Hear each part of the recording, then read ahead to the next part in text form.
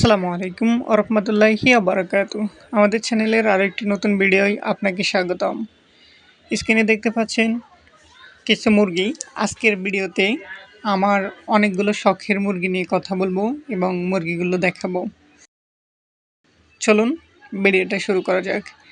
প্রথমে যে মুরগিটা দেখতেছেন হাতের বাম পাশে অর্থাৎ সামনে বরাবর ছোট মুরগিটা, এটা ব্রয়লার মুরগি। আর দুইটা আছে হোয়াইট কক, এগুলো কক মুরগি, বড় দুইটা। এরপরে যেগুলো দেখতেছেন এগুলো হলো টাইগার মুরগি। এগুলো বেশ কিছুদিন আগে আমি অনেক ছোট থাকতে আনলাম, মাশাআল্লাহ এখন বেশ বড় হলো। দেখি আর কত বড় হয়। এগুলো এখন আমি পালতেছি শখের বশে। তাছাড়া আমার কাছে আছে দেশি মুরগি, অর্থাৎ মোরগ যেটাকে বলা হয়, রাতা মোরগ। মোরগটার কালার কোয়ালিটি খুবই দারুণ, দেখতে অনেক ভালো লাগে এটা। এর পাশাপাশি আছে সোনালী মুরগি, আর এটা আছে টাইগার মুরগি। এই দুইটা মুরগি একসাথে একটা খাঁচার মধ্যে পালতেছি, একসাথে রাখলাম।